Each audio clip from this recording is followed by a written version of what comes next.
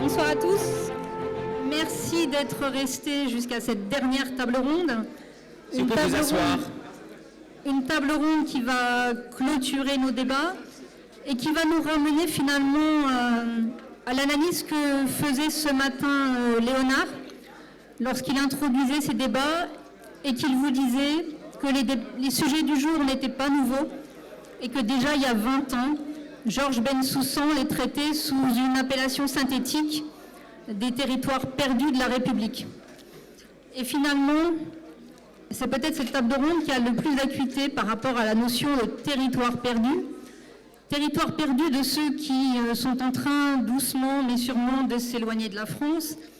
Territoire perdu par rapport aux principes républicains pour ceux qui sont en pleine révision constitutionnelle. Et puis territoire perdu, mais pas pour tout le monde, eu égard aux différents parties prenantes, États, régions du monde, qui n'attendent que notre départ pour s'emparer de ces territoires. Alors, pour évoquer ce sujet, je vais appeler le ministre, M. Carenco. Je ne vois personne, donc je ne sais pas qui est là. Bonsoir, Monsieur le ministre. C'est pareil. Je vais appeler les députés Aquaviva et Camardine. Alors, Mansour, si vous pouvez monter. Jean-Félix, bonsoir, monsieur le député. Et puis enfin, Benjamin Morel. Alors, le préfet Carenco a une grande carrière de serviteur de l'État, et notamment dans les Outre-mer, puisqu'il a servi en Nouvelle-Calédonie, à Saint-Pierre-et-Miquelon, en Guadeloupe. Et puis, il a été, sur une période plus récente, ministre des Outre-mer sur les années 2022-2023. Jean-Félix Aquaviva et M. Camardine ont été députés jusqu'à juin 24. Et Benjamin Morel est professeur de droit public, constitutionnaliste, et est un habitué des événements de Oser la France. Donc merci messieurs. Alors, pour commencer... Ah oui, c'est... Mansour Camardine est bien au centre de cette tribune. Pour commencer, ma première question à Monsieur le ministre. Vous avez longuement servi l'État, donc à la fois essentiellement comme préfet, comme ministre. Cette longue expérience de l'État et de l'outre-mer vous amène-t-elle à penser que finalement les différentes crises, parfois violentes, que connaissent nos territoires d'outre-mer, à la fois question identitaire, à la fois question sociale, à la fois question économique et question démocratique, crise démocratique, ne sont-elles pas simplement le reflet ou le miroir de la crise du pays, ou sont-elles plus que cela? Bonjour à tous. T'es très belle, Mansour. T'es très très bien. Il y a une crise, on l'a vu tout à l'heure, on a parlé d'immigration, je ne vais pas y revenir parce que je suis assez en désaccord, mais la crise, elle est mondiale.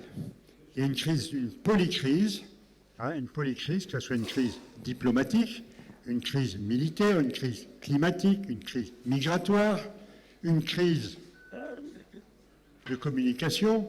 La crise est mondiale. Donc il faut arrêter de dire « Ah, c'est eux plus que les autres ». C'est l'enfer dans le monde, à cause de la surpopulation, de la surconsommation, de la surcommunication. Bref, ça va mal partout. Donc moi, la première chose, c'est que ça ne va pas plus mal chez nous qu'ailleurs. Plutôt même mieux. Accepter de regarder que ça va plutôt même mieux. Accepter aussi de dire que dans l'outre-mer français, ça va plutôt mieux que dans un certain nombre de petites îles indépendantes ou pas indépendantes qu'ailleurs. Moi, je me souviens que plusieurs fois, des grands élus, des premiers ministres de petits pays voisins outre-mer sont venus me dire « Monsieur le préfet, écrivez à votre gouvernement, nous voulons devenir français ». Je regarde les résultats des élections en Polynésie, les deux nouveaux élus sont des non-indépendantistes. Donc, un, ça ne va pas plus mal en France qu'ailleurs, plutôt mieux. Deux, ça ne va pas plus mal dans ces territoires qu'en France métropolitaine. Mais la crise a une résonance, a un débat particulier, parce que nous sommes un peu bêtement, je le dis comme ça pose le sujet, franchouillards. Qui nierait que la Sardaigne est italienne? Qui nierait que la Sicile est italienne? Personne. Et quand on dit qu'il faudrait réfléchir un peu à une évolution statutaire, quand il va le faire dans des termes plus à peau. Il faudrait évoluer, on dit « Ouh là là, quel scandale, c'est la France, il faut que ça reste français ». Pareil sur chacune des îles que je connais bien, je les ai toutes faites. Alors non, il n'y a pas d'acuité particulière des crises dans l'outre-mer français, il y a une mode d'expression particulière de ces crises. On tourne en rond, on est 270 000 ou 280 000 sur un bout de terre, la crise, ça résonne, ça résonne.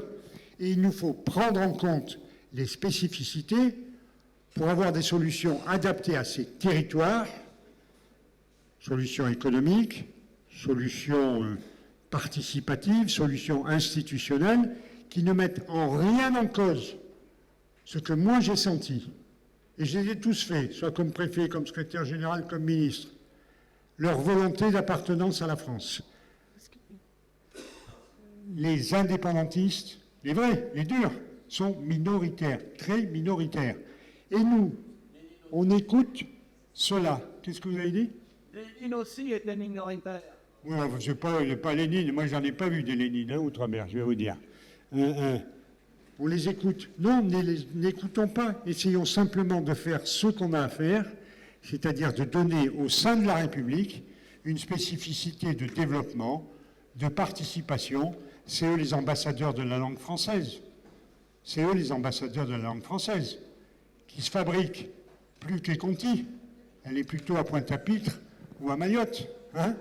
C'est ça la réalité. Une France belle et constructive, attirante, elle a besoin de ces outre-mer qui ne veulent pas être indépendants. Arrêtons de dire qu'ils sont en crise, disons simplement que nos solutions ne sont pas suffisamment adaptées, pas suffisamment négociées et participées. Camardi, on a eu des désaccords, mais il sait bien que c'est dans la construction d'une appartenance un peu spécifique que se trouve la solution. C'est pas en appliquant bêtement les règles d'Avignon à Mayotte, ça ne marchera pas, ça n'a pas de sens. Voilà, donc je ne crois pas à une crise plus importante, je crois à une crise qui s'exprime différemment et dont les solutions sont différentes. Mais je crois profondément, pour les avoir tous vus, à l'attachement des citoyens d'outre-mer français à la France, à part une infime minorité, clairement. Merci. Alors, ma question va s'adresser donc au député Kamardine. Je reviens à la notion de crise que j'assume, et notamment concernant Mayotte, la crise migratoire que connaît ce département français et qui tient à le rester. Donc, on est. Alors, toute la difficulté quand on parle des territoires d'outre-mer et de l'autonomisation de certains d'entre eux, c'est qu'on évoque une question générale, mais que chacun de ces territoires a bien sûr une spécificité à la fois géographique et historique, notamment dans sa relation à la France. Donc, je voudrais qu'on aborde globalement la situation de l'outre-mer, mais aussi spécifiquement chacun des territoires ou des DROM ou de nos îles. Concernant Mayotte, vous avez été député jusqu'en juin dernier. Vous avez été à la fois vous-même victime de la dissolution, mais pas sans doute la seule victime de cette dissolution, parce que il y avait des négociations en cours avec le gouvernement, il y avait des propositions sur la table, et notamment une proposition de révision constitutionnelle. Est-ce que vous pouvez nous dire où vous en êtes face au gouvernement, où vos propositions peuvent-elles aller avec le nouveau contexte politique qui s'ouvre, et notamment sur une question essentielle qui est le droit du sol. Vous allez nous expliquer quelle est votre position sur le droit du sol, puisque c'est un principe du pacte républicain, qu'en l'espèce, vous proposez d'interdire dans ce département. Bien, merci, chère modératrice. Julien, un grand merci de m'avoir convié à ce débat où, effectivement, j'ai ce plaisir de parler de Mayotte, ce beau territoire français depuis près de 2 siècles qui n'est pas très connu de la... On parlait beaucoup de communauté tout à l'heure, de la communauté nationale. Oui, l'outre-mer. Alors, d'abord, pour vous dire, je ne suis pas victime. À titre personnel, je suis un démocrate et j'accepte le suffrage universel. Les Mahorais ont fait le choix d'autres choix que je respecte. L'avenir le dira.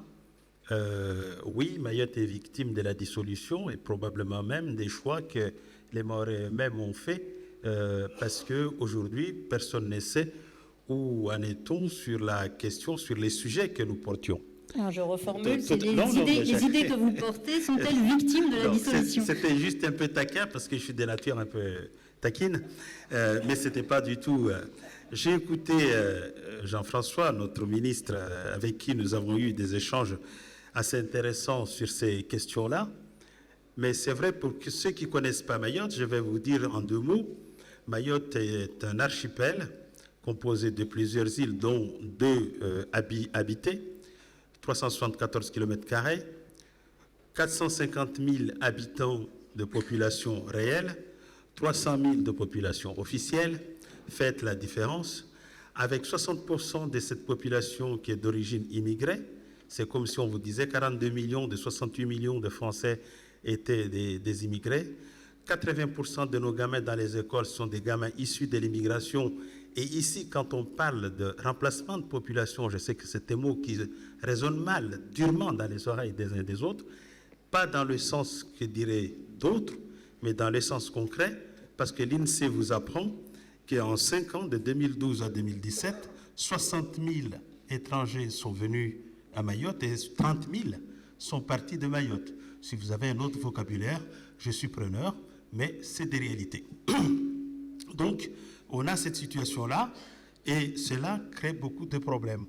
Quand Monsieur le ministre dit qu'il n'y a pas de crise outre-mer, je suis en désaccord parce que nous avons été amenés à gérer des crises sociales, crise de l'eau, hydrique, crise sanitaire, crise volcanique, crise ainsi de suite. Mayotte est le territoire de toutes les crises. Et parmi les raisons de cette crise ou de ces crises, il y a l'aspect migratoire. Parce que quand on arrête, on ne peut pas imaginer que la justice française soit accusée d'être xénophobe, raciste et autres. Mais quand on voit les personnes qui sont... Je suis avocat de profession, pour ceux qui ne le seraient pas.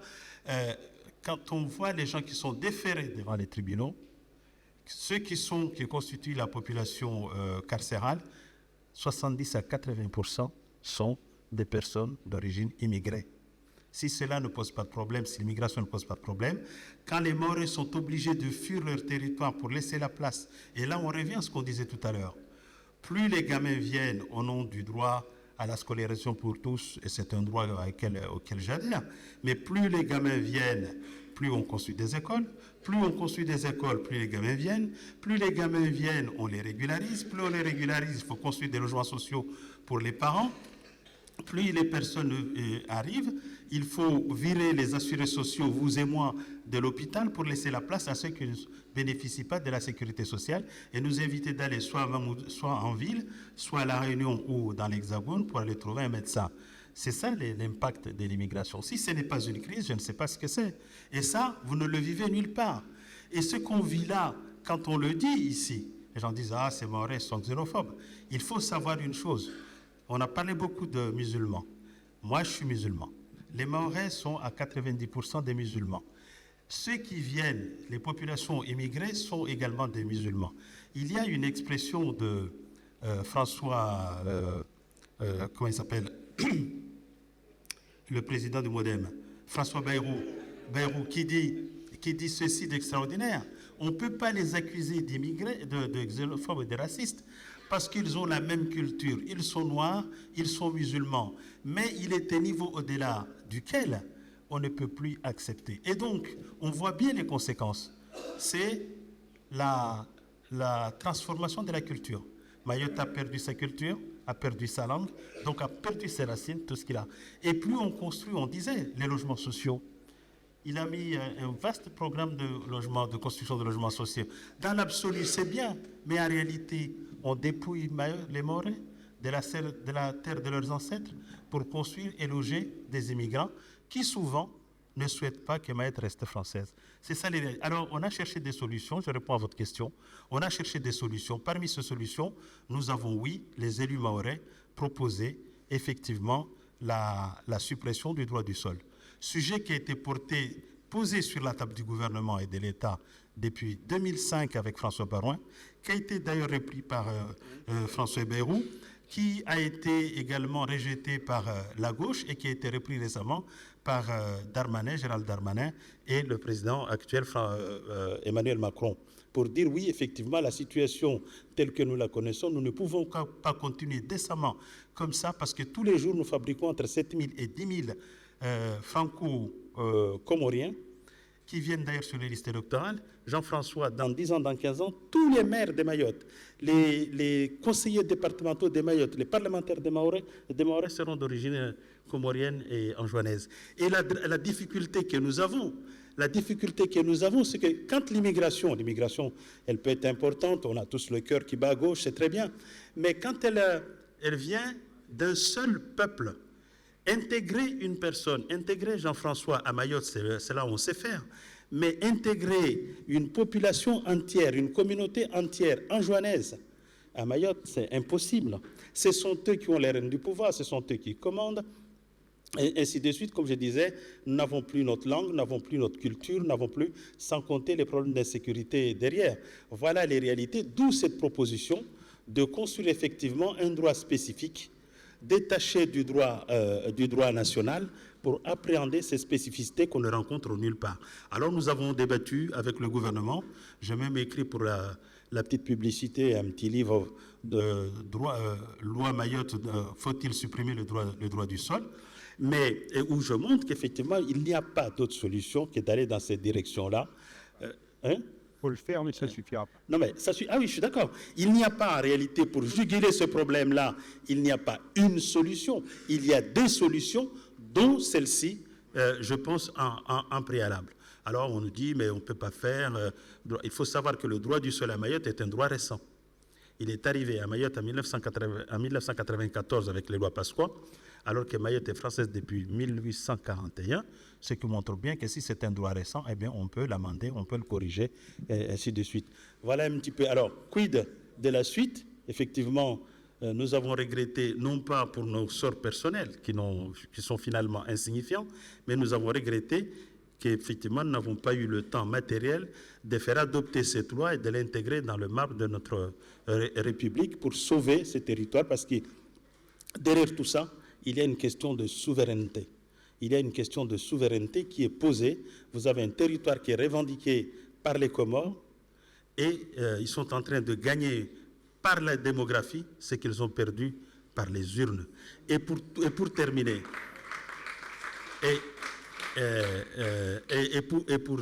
il faut savoir que Mayotte a fait le choix de la France en 1841 pour se prémunir contre les invasions barbares, malgaches et anjouanaises.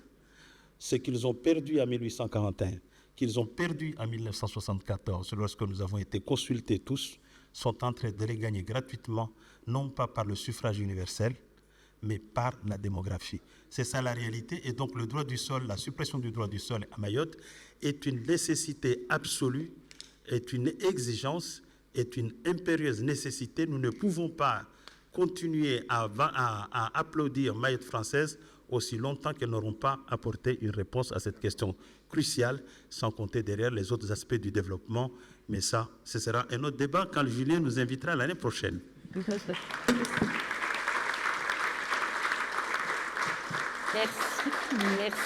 Merci beaucoup. Alors, je vais poser la même question avec les mêmes préventions à Jean-Félix Acquaviva. Les idées que vous portez ont été victimes de la dissolution. En juin dernier, vous étiez député de Corse et vous êtes membre de l'Assemblée de Corse.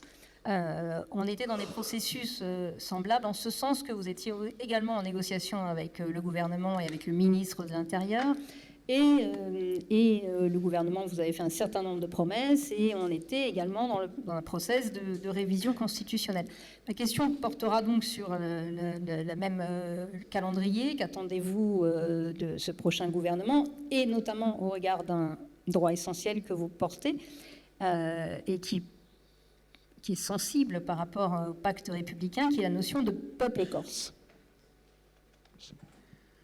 Bonjour à toutes et tous. D'abord, merci à Julien Aubert de m'avoir invité de longue date et je suis très heureux d'être là avec vous tous pour débattre de manière démocratique d'un sujet, j'entends les préventions, sensibles par rapport à ce qu'on peut percevoir des situations particulières de Mayotte et d'une autre situation particulière qui n'est pas la même que Mayotte, la Corse, et sa relation, cette situation particulière, la relation à la notion de république qui m'agrée, parce que je suis un républicain, donc c'est important de le dire, puisqu'on parle de sensibilité, il faut dire les choses clairement. Et parmi les sujets que vous évoquez, ce qui est en jeu de la révision constitutionnelle, c'est essentiellement l'autonomie. La question de la demande d'autonomie de la Corse, d'autonomie décisionnelle. Alors, je voudrais rappeler un certain nombre de choses factuelles à ce stade. La révision constitutionnelle, elle fait l'objet d'un engagement du chef de l'État. Elle n'a pas été engagée. Elle a fait l'objet d'un processus démocratique interne à la société corse qui a regroupé jusqu'à 80% des élus, de toute tendance, pas que des élus autonomistes, y compris donc le président d'Horizon aujourd'hui, M. Marcange, des gens de tendance républicaine, de droite, de gauche, même si effectivement les tendances autonomistes ont par les urnes représentent 70% de l'Assemblée de Corse, puisque c'est aussi un fait démocratique issu des urnes qui fait que la demande s'est renforcée, puisqu'aujourd'hui 70% de l'Assemblée dite régionale corse sont des partis dits autonomistes. Je voudrais dire à ce stade, parce que j'ai conscience dans un temps court que d'aborder un sujet aussi complexe est compliqué, avec un parterre très convaincu de surcroît sur certains sujets, que l'autonomie, ce n'est pas l'indépendance. Ça paraît peut-être une lapalissade à certains, mais pour avoir eu des échanges avec beaucoup de collègues, je sais que ça ne l'est pas. Alors je précise que notre demande n'est pas l'indépendance. La conception de l'autonomie auquel nous renvoyons, c'est la capacité, dans certains domaines, qui restent à négocier, de manière partenariale, d'édicter des règles de portée réglementaire ou législative dans certains domaines, qui pour nous sont mieux à même de régler des problèmes quotidiens des Corses, dans leur spécificité géographique, culturelle, historique, que ne le fait la loi générale et centrale. Et sans rentrer dans un éventail à la Prévert, parce qu'il faudrait revenir y compris à l'histoire des relations entre la République et la Corse, où il y a eu beaucoup de rendez-vous manqués depuis l'origine. Je veux dire, j'ai entendu avec beaucoup d'attention le sujet des diasporas, des communautés tout à l'heure, quand on parlait des communautés juives, des diasporas juives, quand on parlait des Arméniens. Personne ne me contredira en disant que lorsque je rentre dans cette salle, un de ceux que je vois en photo, c'est un des éminents représentants de la diaspora corse qui n'est plus, qui est Charles Pasqua. Il me semble que tout le monde, pour ceux qui ont un peu d'histoire en tête, se rappelle que quand il a fallu libérer les otages du Liban avec le préfet Marquial, ils se sont exprimés en Corse pour éviter que les terroristes les comprennent. Donc je crois qu'il faut avoir par rapport à ces relations...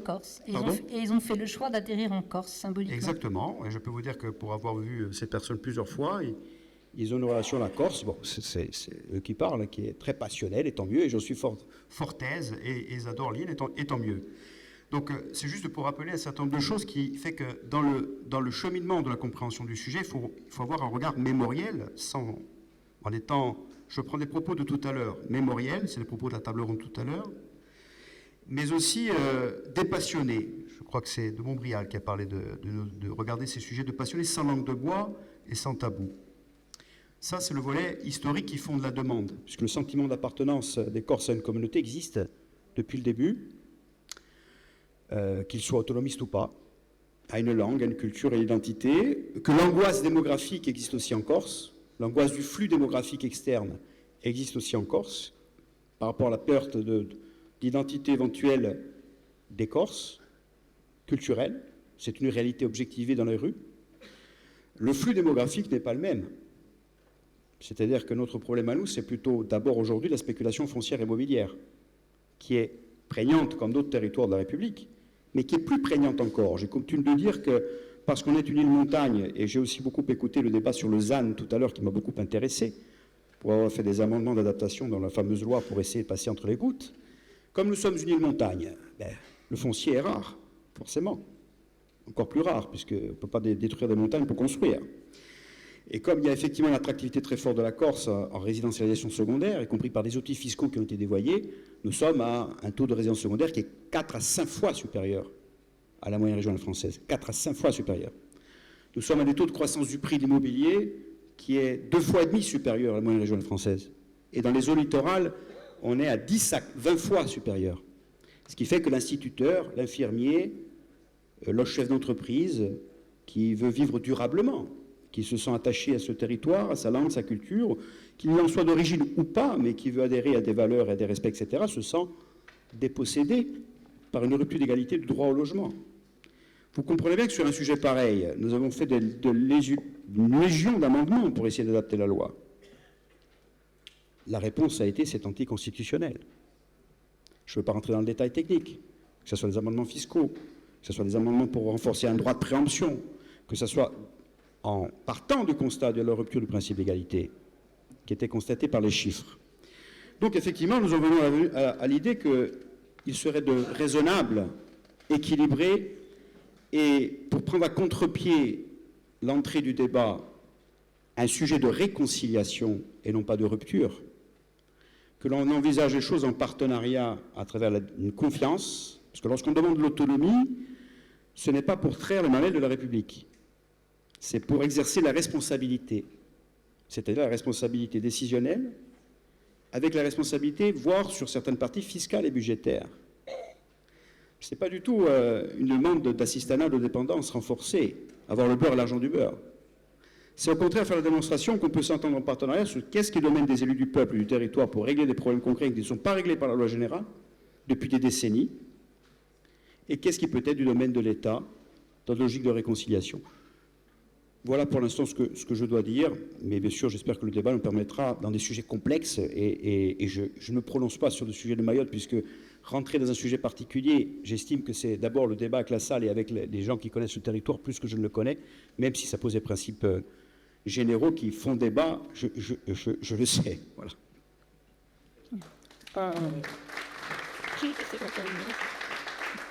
On reviendra donc plus tard sur la notion de peuple corse.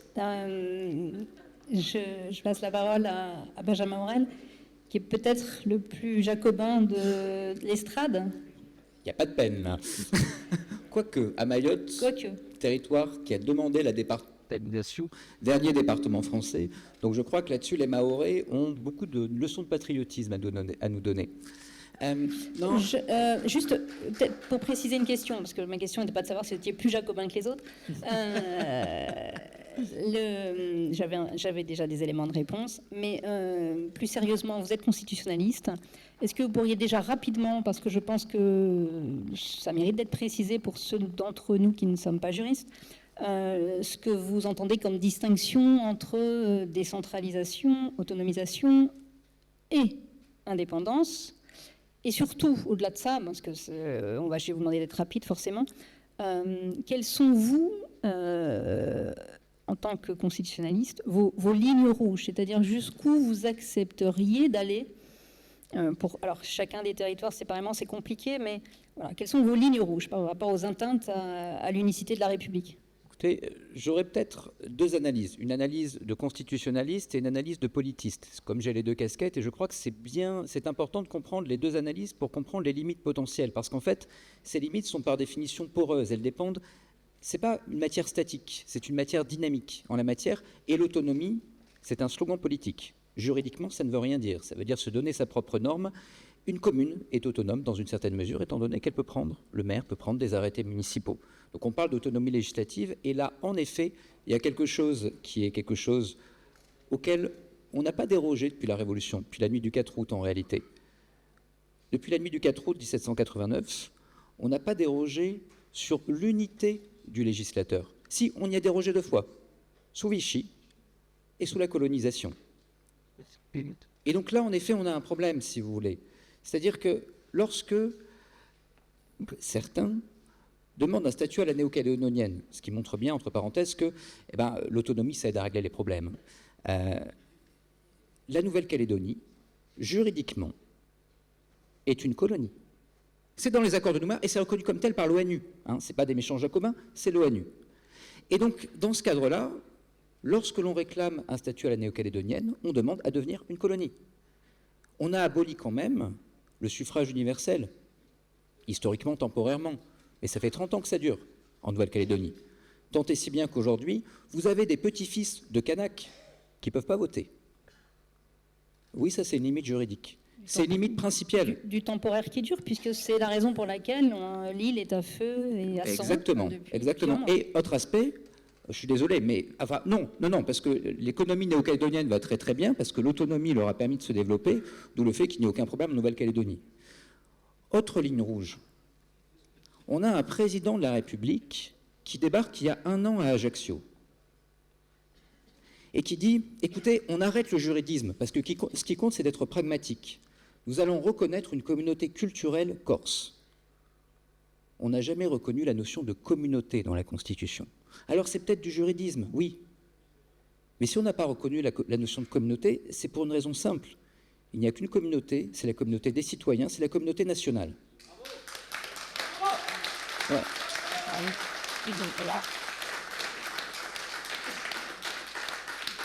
Vous l'avez dit, je suis constitutionnaliste. Moi, parfois, j'ai des étudiants qui viennent me voir et qui me font « Monsieur Morel, je suis originaire de tel ou tel pays, je veux que ma communauté soit reconnue. » Pour l'instant, je leur réponds quoi? Je leur réponds « Écoute, ta communauté n'a pas à être reconnue parce que la République est universaliste, que tu sois musulman, originaire d'Algérie, d'Afrique subsaharienne ou du Brésil, c'est pareil, la République ne reconnaît que des citoyens. » Si on constitutionnalise ça, moi je réponds quoi à l'étudiant? J'ai 2 choix, soit je dis t'as raison en fait, parce qu'on a reconnu une communauté culturelle, et donc ce faisant, il faut les reconnaître toutes. Et dans ce cas-là, on tombe dans une république communautariste. Et en effet, on a déjà eu ce débat, monsieur le député, mais la République, ce n'est pas uniquement des institutions, c'est une philosophie politique.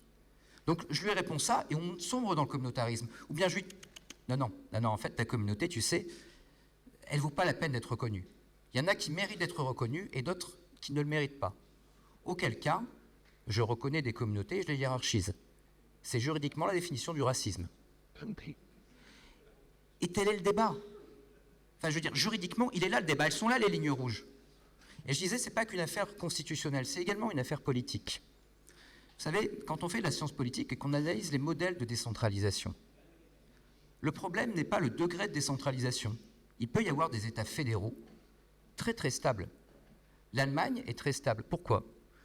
Parce qu'en Allemagne, on est dans un fédéralisme qui est un fédéralisme symétrique. D'ailleurs, le vieux fédéralisme est symétrique. Des compétences pour les États fédérés, des compétences pour l'État fédéral, et entre les deux, une Cour constitutionnelle. La Cour constitutionnelle en Allemagne ou aux États-Unis n'ont pas d'abord été créées pour protéger les droits fondamentaux, ça c'est très moderne. Elles ont été créées pour arbitrer les compétences entre État fédéral et État fédéré. Et donc, en partie. Et donc, ce faisant, eh bien, que je sois bavarois ou que je sois saxon, eh bien, il y a les mêmes compétences. Et ça, c'est stable. Les modèles instables, c'est les modèles asymétriques. Prenez ce qui s'est passé il y a quelques années en Grande-Bretagne. Tony Blair dit merveilleux, on va faire la devolution. Les Écossais sont très enthousiastes pour la devolution, ils disent oui dès demain. Les Gallois, moyennement, ils votent pour, mais à 51% avec un statut de moindre autonomie. Ils ont qu'un pouvoir réglementaire, si je veux franciser le débat. Quelques années plus tard, la vie politique galloise est obsédée par un truc. On n'est quand même pas des sous-écossais. Non, parce qu'il ne faut pas rigoler. Enfin, je veux dire, on a des compétences moindres. Ça montre bien que notre identité est brimée. Et donc, ce faisant, eh bien, on veut des compétences comme les Écossais. En 2012, ils les obtiennent. En 2011, pardon. Les Écossais sont étonnés parce que quand même, eux, vous comprenez, enfin, je veux dire, c'est un peu pouilleux d'être gallois. Hein. Enfin, Écossais, c'est mieux. Vous avez vu William Wallace, Liberty, Brevard, etc. Les Gallois, ils étaient anglais à l'époque. Hein. Donc, on veut des compétences mieux parce que nous, on est Écossais. En 2012, ils l'obtiennent. Les Gallois disent, non, ça ne laisse pas compter, on n'est pas des sous-Écossais, je vous rassure, cette histoire a une fin. Et donc, ils obtiennent des compétences à l'écossaise. Résultat, les Écossais, en 2016, disent, puisque c'est comme ça, on part. Le cas britannique est caricatural, mais vous avez un peu le même sujet entre catalans et basques en Espagne. Dans le cadre d'un livre que j'ai fait paraître il y a un peu plus d'1 an, J'ai débattu par exemple avec Frédéric Bierry, le président de la collectivité européenne d'Alsace. Il me disait, moi je veux un statut à la Corse. Je parle sous votre contrôle, monsieur le député. Le statut de la Corse a été prévu, vous l'avez dit vous-même, pour une île-montagne. Je ne suis pas très bon en géographie, mais ça ne me semble pas caractériser vraiment la géographie de l'Alsace. Vous l'avez voulu, hein, vous l'avez d'ailleurs, vous avez organisé des colloques communs, un statut à la néo-calédonienne. Durant les régionales en Bretagne, on a eu des candidats aux régionales en Bretagne qui sont venus faire un stage pour essayer de comprendre comment ça marchait bien en Alsace. Le même phénomène de concurrence identitaire, en fait, parce que la notion d'autonomie est d'abord une notion identitaire. Si jamais mon voisin est plus autonome que moi, alors ça veut dire que mon identité est méprisée. Si jamais mon identité est digne, elle doit être au moins du même niveau que le voisin, et si elle est bien reconnue, elle sera au-dessus. Ce phénomène-là, on l'a connu dans absolument tous les pays qui ont emprunté cette voie-là en Europe. Alors je veux bien qu'on soit des exceptions, que vous comprenez, nous les Français, c'est pas pareil, etc. Il n'y a pas d'exception en Europe. Ce que je peux vous dire, c'est qu'une fois qu'on a ouvert la boîte de Pandore, on ne la referme plus. Les Italiens ont essayé, les Espagnols ont essayé, les Britanniques ont essayé, personne n'y est arrivé. Si nous nous lançons sur ce chemin-là, il n'y a pas de voie. Pour terminer, quelques étonnements, cette fois-ci du citoyen. Benjamin, si je peux vous interrompre parce que ça demande beaucoup la parole autour de vous. Oui, mais juste peut-être quelques étonnements. On a le Conseil régional de Bretagne qui a adopté un hymne, le Brogos Mazadou, qui est un hymne à l'indépendance écrit par un barde antisémite dans les années 20. Qui s'est indigné? Une collectivité de la République, la collectivité de Corse, a mis en berne ces drapeaux en l'honneur, pardon, pas en l'honneur, vous m'avez repris une fois dans un débat précédent, en hommage à Yvon Colonna, qui avait tiré dans le dos d'un préfet de la République. Réponse à ça du ministère de l'Intérieur, Samuel Paty, Yvon Colonna, même combat. On a un amphithéâtre à l'université de Corté qui s'appelle Aquaviva. Pas de votre nom, monsieur le député, hein, je vous rassure, du nom de quelqu'un qui est un plastiqueur du FLNC, et on a donné son nom à cet amphithéâtre parce que c'était un plastiqueur du FLNC. Le préfet n'est pas venu à l'inauguration. On n'a pas débaptisé pour autant l'amphithéâtre. Comment est-ce que notre République a accepté ça? Pourtant, elle l'a accepté. Et une fois qu'elle l'a accepté, eh ben, on ne peut pas s'étonner qu'en effet, il y ait des jeunes qui considèrent qu'au final, on peut se passer de la France. Parce que nous avons été lâches. Et si nous continuons à l'être, eh bien, on ne pourra pas s'étonner que la France parte en lambeaux. Alors, on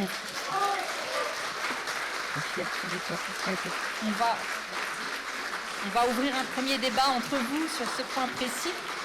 Peut-être d'abord laisser réagir Jean-Félix Aquaviva sur ce qui, selon lui, constitue la particularité corse, qui expliquerait cette exception qui, selon vous, permettrait de ne pas ouvrir la boîte de Pandore, mais immédiatement la refermer. Donc vous allez nous répondre là-dessus. Et puis ensuite, le ministre Carenco. Alors, vous avez remarqué que j'ai écouté religieusement, comme à chaque fois, Benjamin Morel. C'est pas la première fois. Je suis tout oui et j'écoute religieusement avec des arguments qu'évidemment je connais, puisque c'est pas la première fois que nous en débattons dans les mêmes termes de surcroît, avec les mêmes références. C'est rassurant. Oui et non, puisque nous sommes constants, il sera dans ses convictions, je le serai dans les miennes, et je vais vous donner des éléments d'appréciation que la salle jugera, évidemment, chacun avec sa liberté de conscience. Tout d'abord, quand il prend des exemples européens, Benjamin Morel prend des exemples conflictuels ou qui ont créé des problèmes, mais il ne prend pas des exemples qui fonctionnent.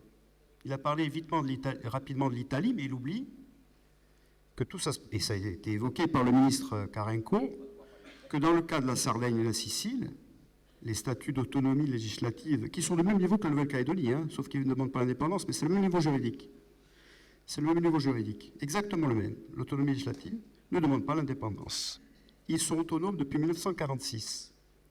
Depuis 1946. Ils sont italiens. Ils respectent leur langue. Et quand la Squadra Azzurra joue et gagne, ils sortent dehors avec le drapeau italien pour fêter la victoire à la Coupe du Monde, la Coupe d'Europe de la Squadra Azzurra. Donc chacun voit un peu midi à sa porte. Lorsqu'on parle de le Portugal, qui est un État très unitaire, au moins autant que la France, les Açores ont un statut d'autonomie législative équivalent à celui de la Nouvelle-Calédonie. Autonomie législative, avec des compétences transférées, avec un pacte dans le préambule entre l'État portugais, etc. Les Açores sont totalement portugais. Et dans le préambule, il y a à la fois la reconnaissance de l'autonomie des Açores, en même temps l'attachement renforcé à la nation portugaise. On est au Portugal, c'est l'autonomie législative des Açores. Il ne me semble pas que les Baléares demandent l'indépendance. Alors bien sûr, on peut invoquer le problème catalan et basque, comme si c'était des histoires différentes. Le royaume d'Aragon, les rois catalans, ça n'a rien à voir avec l'histoire relationnelle, ni des Açores avec le Portugal, ni de la Sicile et de la Sardaigne avec l'Italie, ni de la Corse avec la République française. Donc, et je vais revenir à ce que vous dites, Napoléon, c'est important, parce que je pense que dans l'histoire du problème de la relation entre la Corse et la République se joue quelque chose de l'ordre de l'intime. De l'intime. Et je vais développer, parce que je faisais référence à l'histoire, parce que c'est important. Deuxième élément, vous ne serez pas étonné d'entendre de ma part que je m'élève avec force, respect, mais force, sur le raccourci entre communauté égale communautarisme égale racisme. Bah. Non, pas. Je vous ai écouté, M. Morel, je vais quand même développer. Quand en 1943, les résistants corses décident de par eux-mêmes, alors que les plans de De Gaulle, je regarde la photo là-bas, et pourtant il y avait des gaullistes dans les résistants, mais il y avait aussi des communistes. Il y avait des gens qui croyaient en Dieu, et il y avait des gens qui n'y croyaient pas. Décident de s'unir et de dire, mais on ne fait pas partie des plans de la libération des Alliés. On était sous l'occupation italienne, fasciste. Mais nous, on ne va pas attendre. Et ils font un appel à l'insurrection qui s'appelle « Appel au peuple corse ». Appel au peuple corse. Et dans l'appel au peuple corse du 1er mai 1943, ils définissent une stratégie d'insurrection. À l'époque, ils ne savaient pas s'ils allaient gagner, hein, se lever contre les milices fascistes, comme n'importe quel autre type de résistance. D'abord, ils s'unissent. Il n'y a pas de plusieurs structures de résistance. Ils décident Front National Corse. Décision politique sans attendre les structures parisiennes. On fait comme on veut ici, les communistes et les gaullistes ensemble, tous ensemble. Hein, toutes les vallées, toutes les montagnes, toutes les mers ensemble. Deuxièmement, ils font appel au peuple corse, ils font référence au peuple corse, ils disent « Le peuple corse uni et décidé peut tout ». Et ils font référence à la période paolienne du XVIIIe siècle, c'est-à-dire à la République universaliste paolienne en Corse avant la Révolution française.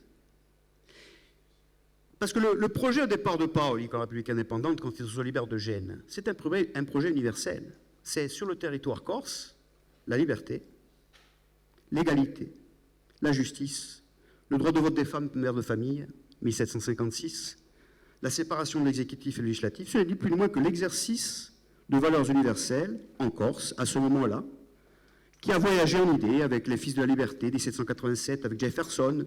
Je rappelle quand même qu'il y a 9 villes américaines qui portent le nom de Paoli, de Monticello, de Corse. Et pourquoi? Parce qu'il y a une filiation entre les débats des idées de l'époque et la Constitution américaine de 1787.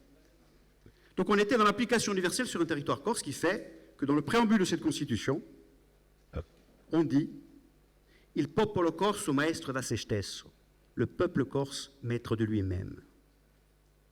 Et on est avant la Révolution française. C'est au nom de cette filiation que les résistants en 1943, qui étaient pourtant communistes, gaullistes ou ailleurs, de droite ou de gauche, attachés à la République française, disent « Le peuple corse uni et décidé peut tout », et cite Paoli, « Uni fortisarem se nos uniti, forts nous serons si nous sommes unis ». Et dans la grotte qui élabore cette stratégie, avec la radio qui communiquait avec Alger, il faisait des minutes de silence à la mémoire de Pascal Paoli et de cette période paolienne de l'indépendance, ravie par la conquête militaire du roi de France en 1768-69, qui a quand même coûté 30 000 morts, 20 000 soldats paolistes et 10 578 soldats français. Hein. D'accord, en 1769.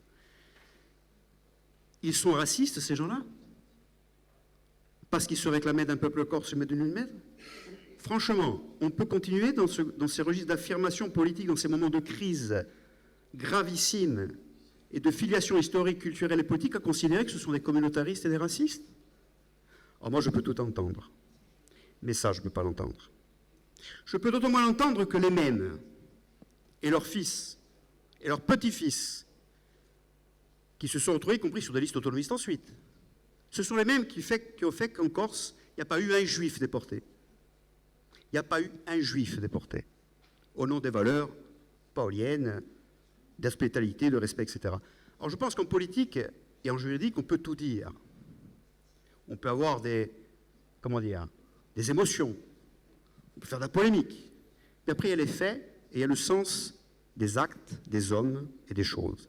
Non, la conception d'un peuple corse, communauté de culture et destin issue de cette histoire-là, n'est ni communautariste, ni raciste. Qu'elle dérange dans la conception républicaine et qu'elle interpelle, et qu'elle demande d'être fouillée dans le débat. Bien sûr, bien entendu. Comme je dirais, la réforme du droit du sol interpelle, vous le savez tous, parce que là on a passé vite, mais je veux dire... On y reviendra. Voilà, hein, dans le débat, ici et ailleurs, d'accord, que les choses soient claires, il me semble. Eh bien, c'est la même chose pour l'histoire d'où nous venons. Et pour revenir à Napoléon Bonaparte et à Paoli, et je finis là-dessus. Oui. Napoléon Bonaparte était très corse, hein, on est d'accord? Oui, d'accord. Bon, d'ailleurs, je pense que, très clairement, si la famille Paoli, la famille Bonaparte ne s'est pas disputée, parce que le père de Napoléon était un lieutenant de Paoli, peut-être qu'aujourd'hui, on serait un territoire autonome dans la République, et ça poserait aucun problème à personne. Et je crois qu'aussi, la relation d'un Napoléon Bonaparte qui a construit ou qui a permis de construire ce grand pays qu'est la France, sans renier qu'il était d'identité corse, il suffit de voir les frères et les sœurs qu'il a mis sur les trônes européens, par exemple, hein, qu'on considère que c'est une bonne chose ou pas aujourd'hui, peu importe, c'est un fait. C'est un fait. On sait très bien qu'y compris à Brienne, il a dû subir un certain nombre de discriminations liées au fait qu'il ne parlait pas français. Et que ça a joué dans sa solitude, sur l'homme ombrageux, etc. Donc il y a aussi quelque chose de la relation politique familiale qui s'est jouée à ce moment-là, au XVIIIe, et qui fait que les scories du passé ne sont pas passées. Je serai trop long, donc je laisse quant aux autres faits liés, je vais quand même répondre sur l'histoire de Jean-Baptiste Acquaviva et juste rapidement, parce que ce sont des faits. Quand on prend des faits là-dessus, des faits douloureux, la mort du préfet Rignac, sur laquelle évidemment tout le monde a condamné en Corse, il n'y a aucun problème qu'on soit autonomiste ou pas, ce n'est pas le sujet. Ou la mort d'Yvan Colonne, qui n'aurait jamais dû se produire dans une prison française, assassiné par Elon Gabé. D'ailleurs, il y a une enquête judiciaire en cours et on ne sait pas ce qui s'est passé, donc laissons l'enquête et la justice se faire. Ou de Jean-Baptiste Acquaviva, qui est un cousin, hein. Moi, je ne renie pas les liens familiaux. Hein. Non, mais que les choses soient claires. Que les choses soient claires. Que les choses soient claires. Non, mais je le dis parce que je n'ai pas renié quoi que ce soit familialement. Mais on prend des éléments issus d'une histoire qui a été, comme d'autres histoires douloureuses, avec beaucoup d'autres drames et d'enchaînements. On les sort d'un contexte et on ne parle que de actes. Dans le cas corse, dans la période des 60 ans passés, il y a eu des dizaines de morts. Des dizaines de morts. Des dizaines. Des femmes, des enfants, des dizaines. Il n'y a pas eu de justice passée parce qu'à ce moment-là, dans cette histoire tumultueuse non réglée, et c'est pour ça que je vous dis qu'aujourd'hui notre présence démocratique et autonomiste, c'est une demande de réconciliation. Vous savez, quand vous allez en Corse, on dit souvent « Ah oui, mais pour ces morts-là, la justice n'est pas passée et c'est pas appliqué.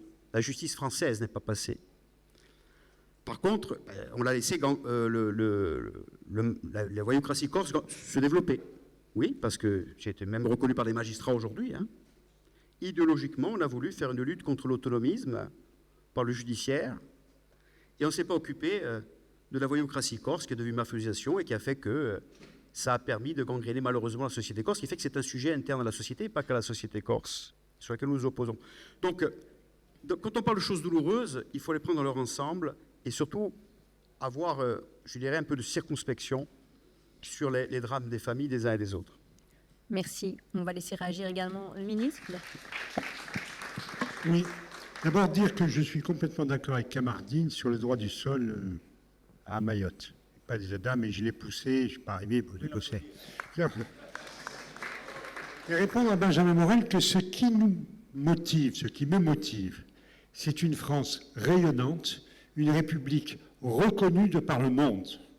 C'est ça qui compte. Et moi, je suis le dernier des Jacobins dans le gouvernement en France métropolitaine.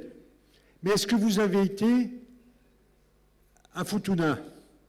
Est-ce que c'est normal que la même règle s'applique à Futuna? 34 heures de vol. Est-ce qu'il est normal que Saint-Martin ne puisse pas avoir un traité de commerce libre avec Anguilla qui est à 200 mètres.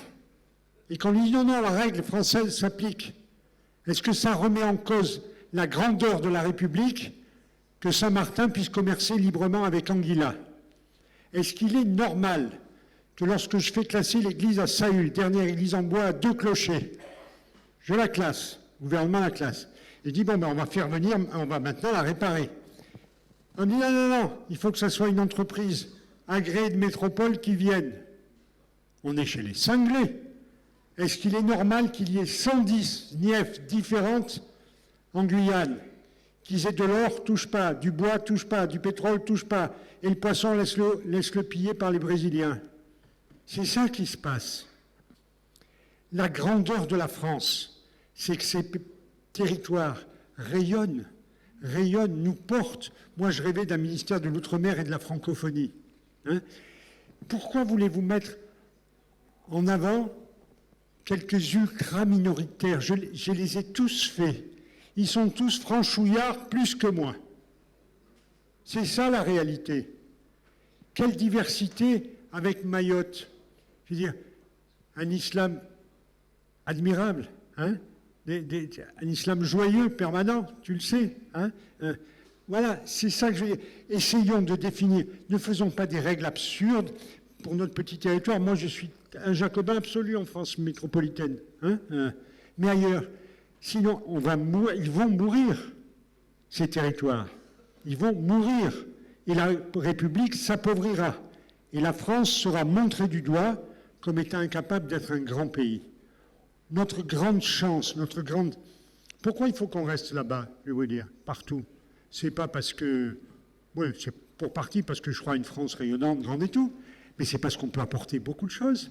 C'est notre devoir, c'est notre mission de dire aux gens de Futuna, allez, et Dieu sait si c'est difficile, hein, on vous amène l'éducation, on amène la santé, de dire à la Martinique, faisons un grand plan de développement économique, voilà, sur l'eau, sur les sargasses en Guadeloupe, Dieu sait si c'est compliqué.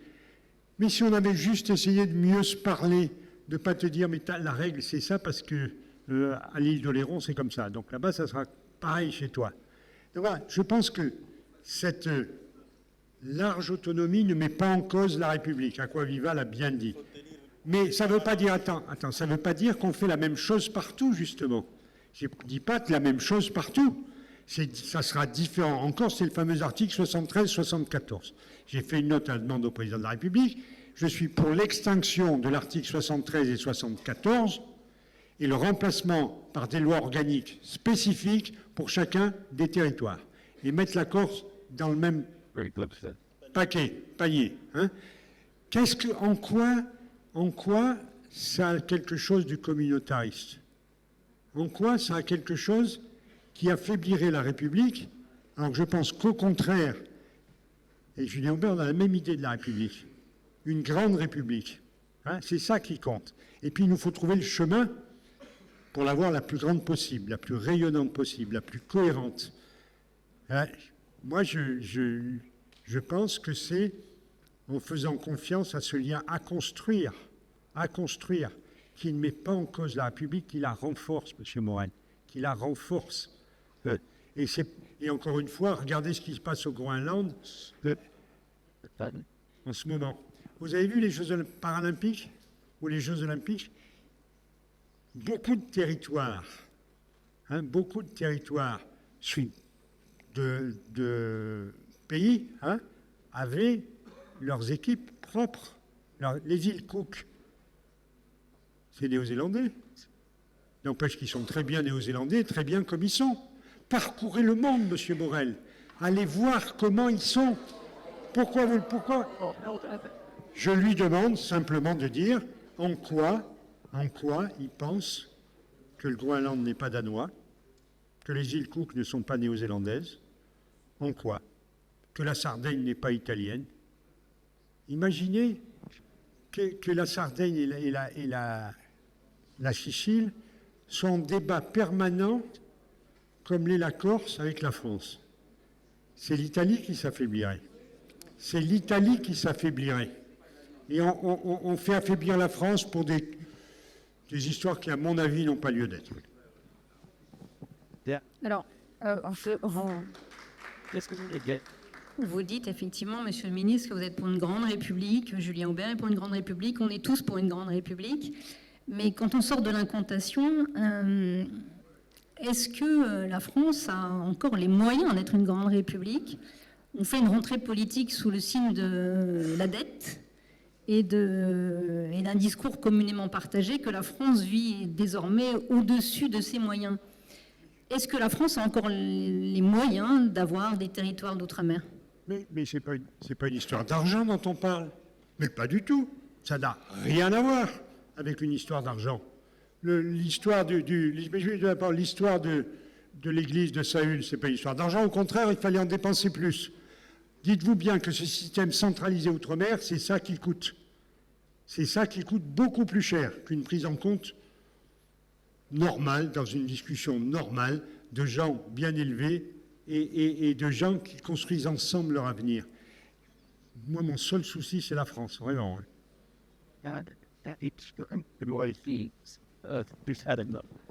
Bien. Ah d'accord. Alors, je ne sais pas si elle est pour moi. En tout état de cause, est-ce que la France a les moyens? Voyez-vous, ça c'est une conception assez particulière de la relation entre la France et les Outre-mer. Est-ce qu'on se pose la question de savoir si la France a les moyens de financer Marseille, Avignon, Lille? La question se pose toujours quand elle concerne l'outre-mer. Moi, je voudrais vous dire, je partage l'ambition d'une belle France généreuse, rayonnante, partout dans le monde. Et c'est tout le combat que je porte depuis des générations. Depuis des générations, je suis né d'une famille qui a toujours cru à ma être française. Et croyez-moi, ce n'était pas une question d'argent. C'était beaucoup plus une question de liberté. Si c'était une question d'argent, ça fait belle lurette que les Mahorais auraient donné un coup de pied à la France parce que Mayotte est l'une des collectivités les plus reculées de la République. Mais parce que nous croyons à la liberté, parce que nous sommes fiers, nous sommes allés chercher la France en 1841, notre sultan Riansoul, pour dire à la France, venez nous protéger. Et lorsqu'en 1974-1975, les Comores ont décidé d'aller à l'indépendance, les Mahorais leur ont dit, mais allez-y, allez-y, nous sommes fiers d'être là où nous sommes. Enfin, souvent, on est fiers de dire la France est ce territoire, ce pays où le soleil ne se couche jamais. Nous sommes dans les 3 océans. Nous avons été les seuls interlocuteurs. Je vois mon collègue qui me regarde, mais nous étions les seuls à même de parler à l'Afrique. Par nos erreurs, nous sommes aujourd'hui petit à petit poussés aux portes, à la sortie.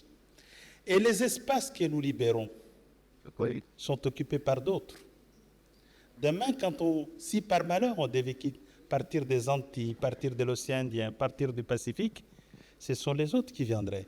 Et d'ailleurs, on voit ce qui se passe actuellement avec l'Azerbaïdjan, qui convoque tous les leaders politiques des Outre-mer à Bakou pour des conférences. On a eu notre droit à notre conférence où on a fait venir des Mahorais qui sont incapables de payer le billet et qui sont incapables de se représenter eux-mêmes pour venir parler au nom des Mahorais, alors que Mayotte est légitimement représentée dans les collectivités locales, nationales, un peu partout, pour parler et de dénoncer la France.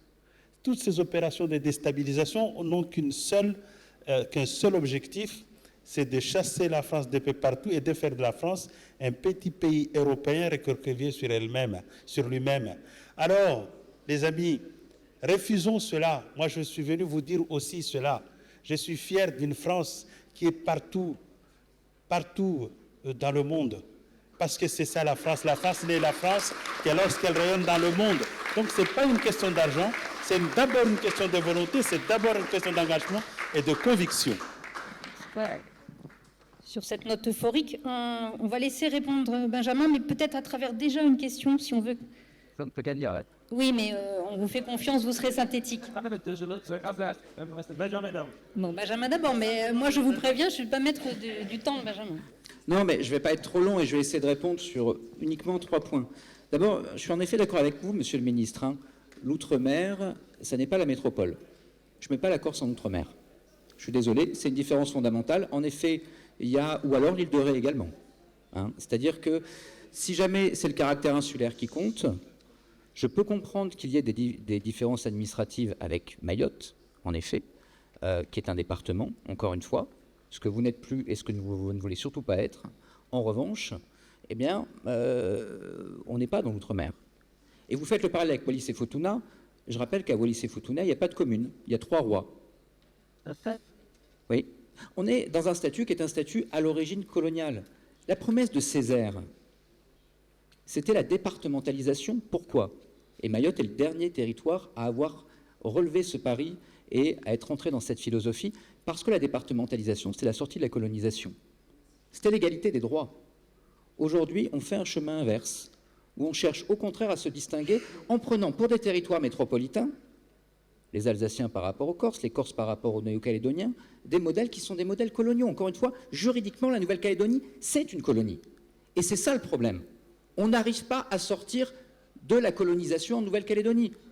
Ni retour au droit commun, ni plutôt entrée dans le droit commun, ni indépendance. Et cet entre-deux fait l'abolition du suffrage universel et l'abolition des principes républicains les plus basiques depuis la Révolution comme unité du législateur, ce que j'évoquais tout à l'heure.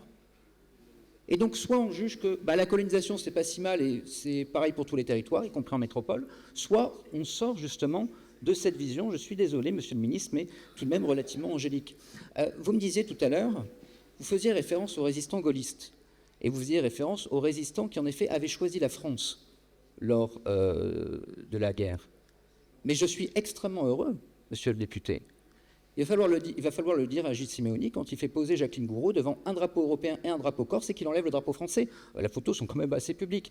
Il va falloir le dire à votre parti, qui est adhérent à Régions et Peuples Solidaires, un groupement de partis nationaux régionalistes qui réclame une Europe fédérale des régions, lui-même ce groupement, membre d'une alliance européenne, qui réclame le découpage des États sur des bases ethno-linguistiques, avec une Occitanie, une France qui serait limitée au nord de la Loire, une indépendance de la Bretagne, de l'Alsace, des Flandres et de la Corse. Là aussi, je veux dire, le tampon de la LE, il est sur les cartes en question. Donc moi, je veux bien que ça n'existe pas, mais pourtant, c'est ce que prône votre parti et les groupements dont ils sont part. Donc si vous êtes un patriote, moi j'en suis tout à fait heureux, bienvenue. Mais dans ce cas-là, sortez de là. C'est un peu...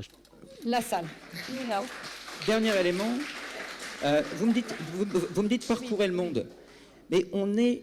Enfin, là, je ne vous renvoie pas à une vision qui est une vision, je dirais, subjective. On a des études macro-statistiques de 2 chercheurs américains et britanniques qui s'appellent Massetti et Shekel, qui montrent que ce qu'on appelle en France pudiquement la différenciation territoriale ou la décentralisation asymétrique, justement le fait que choisis ton statut, c'est la République McDonald, viens comme tu es et puis tu auras ton statut sur mesure, ce que Jacqueline Gouraud appelait le cousu humain, c'est par définition ce qui produit en effet des courses identitaires. Vous citez des îles, mais pourquoi est-ce que les Baléares sont autonomes ? Parce qu'en fait, les Catalans et les Basques l'ont demandé et que les Baléares sont rentrés par la porte. Idem d'ailleurs pour ce qui est des îles italiennes. Donc oui, il y a eu des statuts qui ont été des statuts opportunistes, mais en revanche, en Padanie, qui n'existe pas historiquement, en Catalogne, en Écosse, on a eu une course à l'échalote de l'autonomisme vers l'indépendantisme avec des régions qui courent derrière. Il n'y a pas une région, y compris Madrid aujourd'hui, qui n'a pas un parti autonomiste ou indépendantiste en Espagne. Donc là aussi, moi je veux bien sortir de mon Auvergne natale, parce que je ne suis pas parisien, mais de facto, quand vous regardez partout en Europe, que vous prenez les études statistiques, les études en sciences politiques, il n'y a pas là-dessus un État qui a choisi ce chemin et qui s'en est sorti. Il faut regarder en effet en Belgique, il faut regarder en Espagne, il faut regarder en Italie, il faut regarder en Grande-Bretagne. Ces modèles sont devenus des contre-modèles, ils sont impossibles aujourd'hui, ils n'arrivent pas à s'en dépatouiller. Plutôt que de faire les mêmes erreurs que les autres 30 ans plus tard, eh bien on ferait bien d'apprendre d'eux. Ah bon. Une question, juste une précision à apporter. Née à Madagascar, océan Indien, vécu dans le Pacifique, donc Polynésie française et la Nouvelle-Calédonie. Il me semble qu'il y a juste un paramètre, Monsieur le Ministre. Tout à l'heure, je vous entends dire ils sont plus franchouillards que nous. Moi, les échos que j'ai, 2004, renversement de Gaston Floss par Monsieur Oscar Temarou, indépendantiste. Aujourd'hui, Motei Brotherson, indépendantiste. Plus aucun job qui est ouvert. Ils veulent l'océanisation des cadres. Et la Nouvelle-Calédonie aujourd'hui, c'est... vous avez parlé de la conférence de Bakou. Il faut préciser que ne sont invités à sa conférence de Bakou, donc organisée par l'Azerbaïdjan, uniquement que les leaders indépendantistes, ultra-indépendantistes, et avec le mot d'ordre pleine souveraineté. Donc il y a aussi aujourd'hui, de ce que nous on peut voir, une volonté des peuples à se réapproprier, entre guillemets, je le dis de façon très basique, mais se réapproprier leurs terres, mettre en avant leur identité et ne plus vouloir la France. Et ça existe vraiment dans les territoires. Alors juste, je vous demande le résultat des élections législatives les dernières en Polynésie française. Vous ne me répondez pas. Eh bien, en Polynésie française, les résultats des dernières élections législatives, c'est que les deux indépendantistes ont été battus et remplacés par des gens qui veulent rester en France. Voilà la réalité des choses. Et alors après, je ne veux pas faire politique politicienne parce que j'y étais et que je les connais tous, mais quand vous les voyez individuellement, c'est pas ce que vous dites. Alors après qu'il y ait des minorités agissantes, mais nous les créons par ce centralisme, c'est nous qui les créons. C'est notre pratique centralisée au bout du monde qui crée ces envies d'autonomie absolue, qui crée ces communautarismes. C'est nous qui les créons. Une autre question? Oui. Jacques Miard. Jacques Miard, oui, rapide. Alors, je m'adresse à Jean-Félix pour lui dire ceci. Le maire de Maisons-Laffitte que je suis prépare toujours un discours aux fêtes célébrées le 8 mai, le 11 novembre, etc. Et au 8 mai de l'an passé, j'ai effectivement pris l'exemple de la libération de la Corse. Alors, ce que vous avez dit est vrai, mais légèrement romantisé. Attends. Parce que lorsque, effectivement, les Corses ont lancé la révolte contre l'occupant, et ça s'est passé d'ailleurs parce que les Italiens ont toujours pour habitude de terminer une guerre dans l'autre camp qu'ils ne l'ont commencé, n'est-ce pas? Ce qui s'est passé, c'est qu'au moment où, effectivement, vous partiez contre les Italiens, dans le même temps, vous appeliez au secours Giraud et toute l'armée d'Afrique du Nord. Si. Alors ça, il ne faut pas réécrire l'histoire, cher ami. Mais moi, j'ai une question beaucoup plus simple. Vous voulez l'autonomie. Ma question est maintenant sérieuse. Est-ce que vous allez entretenir à Bruxelles une quasi-ambassade comme le font toutes les régions de France et de Navarre? Ça, question. Je sais pas, c'est... Oui, mais je suis modéré. Je réponds. Allez-y, et on peut élargir effectivement à l'Europe des régions pour chacun de vous. Comité des régions. Bon, je ne suis pas d'accord avec vous sur la... Pour connaître la fille de celui qui a rédigé l'appel le 43, de manière très claire, ils se sont libérés de par eux-mêmes au sens de l'intention et de la stratégie. Giraud, qui n'était pas d'accord avec De Gaulle, a suivi le pas. A suivi le pas parce qu'ils n'attendaient pas pour le faire. Et ils ont attendu la capitulation des Italiens, qui était le signal du passage à l'assaut.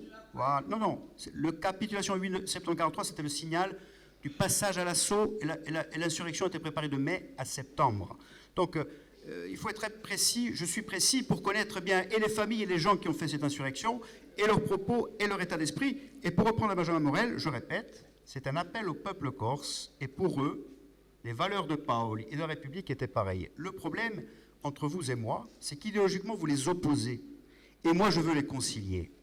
La différence, elle est là, fondamentalement. C'est un choc culturel, je l'entends, hein. Je l'entends. Mais il ne faut pas dire c'est noir ou blanc, parce que ce n'est pas comme ça que ça s'est passé. C'est pas comme ça que ça s'est passé. Ni en sentiment d'appartenance, ni en adhésion, et ni en volonté de prendre ses responsabilités. Parce que c'est ça l'autonomie, c'est prendre ses responsabilités. Donc j'ai pris un fait de guerre, de prise de responsabilité. Il y a des références historiques, culturelles qui étaient très fortes à un moment important de l'histoire, y compris pour l'Italie, parce que les Italiens vous disent, la bataille de Bastia, c'est le début pour nous, parce que le colonel italien qui dit oui aux résistants, je vais être avec vous, il le dit sans ordre, c'est le début de leur libération nationale pour ensuite abattre Mussolini. Voilà, donc voilà la vague. Ça, c'est pour... Quant à la question des régions, j'ai entendu madame tout à l'heure qui parlait très bien, qui décortiquait l'obligation de moyens du centralisme bruxellois. Je vais vous mettre à l'aise. Moi, ça me va très bien ce que vous me dites, du centralisme bruxellois, de l'obligation de moyens, mais pas le résultat de politique. Le problème, c'est qu'on le vit aussi pour l'État. Et c'est pour ça qu'on demande l'autonomie. Je reviens à ce qu'a dit Karenko. Je vais prendre un exemple. Là, en Corse, vous avez tous les jours, pour un employé, pour un chef d'entreprise, une différence de 12 à 15 centimes d'euros pris à la pompe depuis 60 ans. Depuis 60 ans. Différence structurelle. Ça n'a rien à voir avec les crises pétrolières. Hein. Ça a à voir avec la structuration d'un monopole, d'une société qui était Ruby, qui avait un stockage privé donc à Marseille, qui a un stockage privé à Bastia. Tout le monde est obligé de passer par Ruby. D'accord ? Qu'ont fait les autorités corses, même avant nous, même avant que nous arrivions aux responsabilités? Elles ont appelé à l'État. Elles ont écrit. Elles ont vu des ministères. Il y a eu même des commissions, des missions, en 83, en 90, en 95. Elles ont fait des demandes d'adaptation de la loi pour dire qu'il faut réguler les prix du carburant. Quelles ont été les réponses? 60 ans. 60 ans. Dernièrement, on arrive aux responsabilités. Qu'est-ce qu'on fait? On interpelle encore Bruno Le Maire. Quand je dis on, je parle de l'Assemblée de Corse, puisque nous sommes en gestion de l'Assemblée de Corse. On demande à Bruno Le Maire. Il envoie l'inspection générale des finances. Il identifie effectivement qu'il faut un rapport de l'autorité de la concurrence. Le rapport est fait. Est-ce qu'il nous a été transmis? Non. Qu'est-ce qui s'est passé il y a un mois? Avec le consentement de l'État, Ruby vend à un fonds de pension américain. Alors oui, on veut avoir la capacité à décider, nous, ce qu'on aurait fait depuis longtemps, c'est réguler les prix du carburant pour le bien des gens de la rue, pour qu'ils évitent d'avoir 15 centimes d'euros à la pompe. L'Anzuline, on est obligé de prendre la route, et qui donc altère le pouvoir d'achat, et donc l'accès économique à un emploi, et y compris la compétitivité des entreprises. Alors... Donc, non, ce n'est pas la même structuration monopolistique en métropole, ce n'est pas vrai. La structuration monopolistique du stockage et de la distribution est propre à ce que nous sommes. Donc, je veux bien, on peut tout dire, et en outre-mer aussi, mais je parle par rapport à la notion de métropole ou d'outre-mer. D'accord? Moi, je veux bien, on peut tout dire. Pour l'instant, tous les jours, dans la vie, vous ouvrez le journal, c'est un débat de société en Corse. Que faites-vous, vous les élus, nous interpellent, sur la régulation du prix? Écoutez, voilà, article L410-2 du Code du commerce, c'est l'État qui est compétent, après avoir demandé tout ça, hein, depuis 60 ans. Moi, je veux bien qu'on se fasse des débats dogmatiques, mais à un moment donné, il y a la pratique. Mais parce qu'on n'a aucun droit d'attaquer, c'est une compétence de l'État. C'est une intention. Ils n'ont pas transmis le rapport. C'est une intention. Une dernière question? Je vous donne un élément précis après celui de la spéculation. Alors, je vous rassure, ce n'est pas Bruxelles qui protégerait davantage vos intérêts vis-à-vis des prédations américaines. Par contre, l'autonomie, oui. Ce n'est pas la solution. Par contre, l'autonomie, oui, ça je vous garantis. L'autonomie, vous savez bien qu'elle est dans un cadre qui est supérieur à la nation et qui est, comme le dit Jacques Mier, nécessairement lié à Bruxelles. On va prendre une dernière question. Oui, monsieur le ministre, je vous prends seulement quelques secondes, je suis là. Voilà. Je voulais simplement vous faire remarquer peut-être un point. Vous avez dit que l'outre-mer pouvait avoir des règles dérogatoires au territoire français. Effectivement, vous avez raison. En fait, c'est déjà le cas. Si vous regardez tous les codes juridiques, moi, je n'en connais pas où ce n'est pas le cas, vous avez le dernier livre avec des règles dérogatoires pour les questions d'outre-mer. Donc en fait, ce que vous proposez en donnant un peu plus de liberté dans la prise de décision, ça existe déjà. La seule question qu'il faut se poser pour peut-être avoir un débat sur une question claire, c'est la question de savoir si il faut que la règle législative soit prise à Fort-de-France ou à Paris. Parce qu'en réalité, la différence entre les deux, eh ben, elle existe déjà. Il y a des possibilités dérogatoires. Je peux vous dire que j'ai essayé de les faire, ça ne marche pas. Les préfets n'y arrivent pas. Je ne parle pas de la Corse, là. Les préfets n'y arrivent pas. C'est trop compliqué, tout ça. C'est trop compliqué. Ce que j'ai dit, ça va dépendre. Il n'y a aucune raison qu'on gère, et je dis la République gère de la même façon Futuna et Saint-Martin. Il n'y a que nous qui arrivons à penser que c'est la même chose. Si, attendez. Ce que je dis, c'est qu'il faut aller plus loin, il y a des règles qui sont différentes, puisqu'il y en a de la 73, il y en a 74, il y en a dans la Constitution. Je dis qu'il faut une fois pour toutes, décider que ces territoires, pour la grandeur de la République, pour la grandeur de la France, ont le droit d'avoir une beaucoup plus large autonomie, terme que vous n'aimez pas. Pourquoi ne pas le faire? Moi, je dis, je ne sais pas pourquoi ne pas le faire, parce que je dis simplement que le faire, c'est l'intérêt de la France. C'est la seule chose qu'on cherche. Vous vous trompez tous quand vous pensez que l'uniformité des territoires, au-delà des mers, favorise la République. C'est le contraire. La preuve, vous êtes tous pour, moi aussi, mais sur les mêmes conditions, pour l'abrogation du droit du sol à Mayotte. Pourtant, c'est raide hein, comme différence. C'est raide comme différence. J'ajoute qu'à Mayotte, le danger, maintenant, n'est même plus d'ailleurs en juin. Hein, vient de l'Afrique de l'Ouest. Vient de l'Afrique de l'Ouest avec un énorme danger. Est-ce que vous savez, sur l'immigration, que les communautés qui immigrent en Guyane, si vous prenez les 6 derniers mois, vous comptez par nationalité. 1, les Marocains sahraouis, 2, les Afghans, 3, les Syriens, 4, les Pakistanais, et 5 seulement, les Haïti, les Haïtiens. Et on va appliquer les mêmes règles, mais ce n'est pas possible d'appliquer les mêmes règles. Ce n'est juste pas possible. Je disais au début, qu'il y avait une crise qui était la même. Elle s'exprime différemment. On est au cœur d'une crise mondiale. Mondiale. On a les mêmes problèmes partout et on ne peut pas avoir les mêmes solutions partout. C'est simplement ce que je plaide pour mon pays. Et parce que, je veux dire, on n'est pas d'accord sur beaucoup de choses avec Camardi. N'empêche qu'on se respecte. Et ce que je sais, c'est qu'il a une grande idée de la France comme moi. Mais ce n'est pas une raison pour qu'il fasse tout comme on fait à Marseille ou à Avignon. Hein. Et il est d'accord là. Il est encore plus franchouillard que moi. Et ils le sont tous. Juste deux mots. Oui, en 2 mots. Sur la question justement des adaptations. Effectivement, quand on lit par exemple, je prends un exemple comme ça, le code de l'urbanisme applicable à l'ensemble du pays. Quand on dit qu'outre-mer, on demandera, il faudra prendre précaution des avalanches, par exemple. Donc,